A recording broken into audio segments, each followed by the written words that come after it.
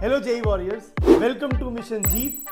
और अगर आप अपनी जेई की परफॉर्मेंस को इंप्रूव करना चाहते हो तो इस वीडियो को ध्यान से और आखिर तक जरूर देखें। इस क्लास का प्लान सिंपल है। 2025 जेई मेन के पीवाईक्यूज हम लोग डिस्कस करेंगे और उसमें जो ट्रैप्स है जिसकी वजह से सिली मिस्टेक्स होती है या फिर उस क्वेश्चन को सॉल्व करने के लिए मोस्ट इफेक्टिव या फास्टेस्ट मेथड क्या है ये आपके साथ डिस्कस करेंगे। तो कॉपी पेन रेडी कर लो, बिना टाइम वेस्ट करे हुए let's start with this PYQs. कि पी पॉइंट पे मैग्नेटिक फील्ड तो मुझे पता है कि क्या फॉर्मूला है। मैग्नेटिक फील्ड का फॉर्मूला है mu naught M by 4πr³। तो अब इसमें बोला इसकी लेंथ में भी कुछ मेजरमेंट 1% है और इसकी आर वाले में भी कुछ मेजरमेंट का जो एरर है वो 1% है। तो अगर मैं डेल्टा बी बाई बी करता हूं यहां पे तो मुझे समझ आ जाएगा वो डेल्टा एम बाई, और एम का जो मैग्नीट्यूड है वो तो जाएगा पोल स्ट्रेंथ इंटू डी। तो डेल्टा ये सब कॉन्स्टेंट्स है मान लेते हैं, तो delta D by D plus 3 times delta R by R. Plus इसलिए हो गया कि इंडिपेंडेंट है वो आपस में डी और आर की मेजरमेंट्स। तो अगेन ये हमें पता है कि इसमें 1% का एरर है। 1% प्लस 3% का एरर कितना हो गया? 4% का एरर हो गया। तो अनसर्टेनिटी मैग्नेटिक फील्ड इज 4%। तो होपफुली 4% ऑप्शन भी है और हमारा आ भी रहा है, तो इस तरीके से हमें समझ आना चाहिए कि ठीक लग रही है बात। तो नहीं ठीक लग रही। बेसिकली हमें ये समझना था यहाँ पे कि फॉर्मूला जो है मैग्नेटिक फील्ड का वो डी अपॉन आर क्यूब है, उससे प्रोपोर्शनल है।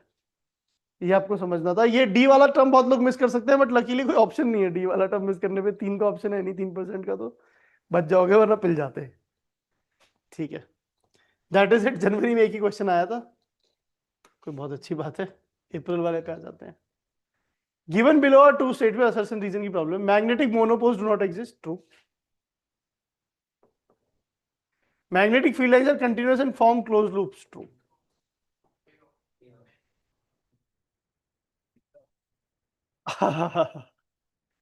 अब magnetic poles do not exist,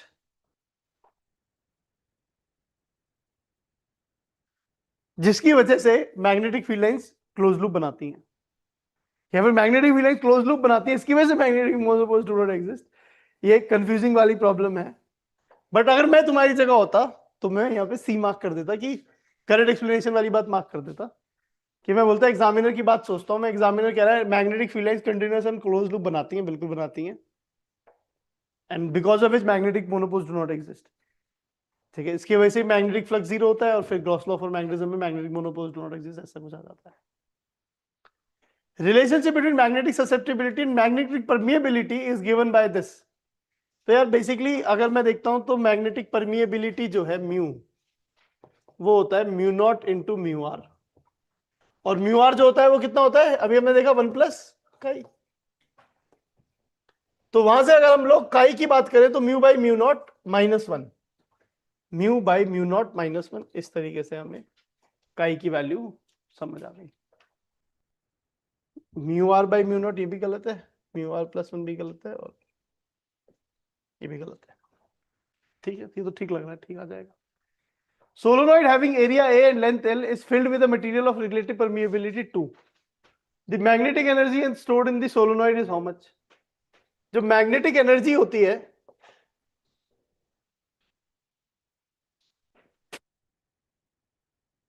वो कितनी होती है?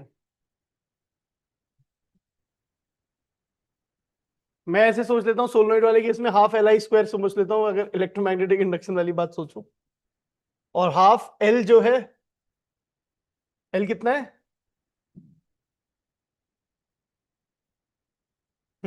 L जो है वो कितना है?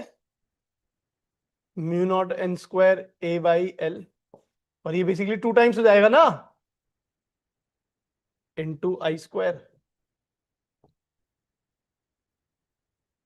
और अगर इन टर्म्स ऑफ, सॉरी ये तो एनर्जी एनर्जी है ना, एनर्जी बेसिकली।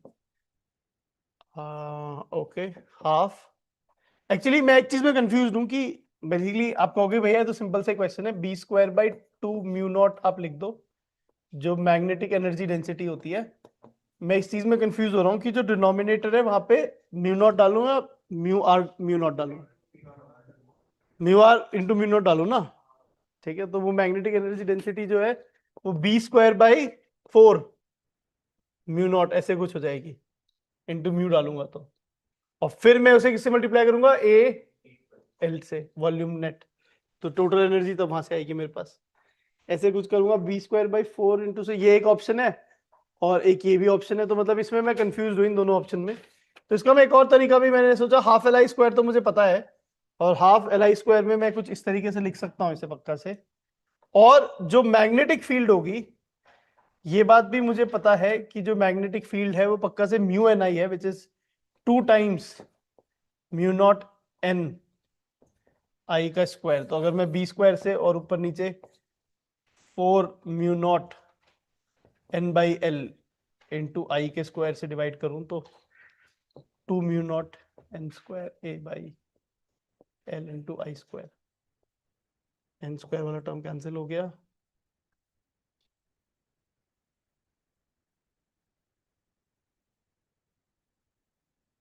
अगेन एक एल हो गया यहाँ पे, स्क्वायर तो है अभी, एक म्यू नॉट बचा, 1/2 बी स्क्वायर बाई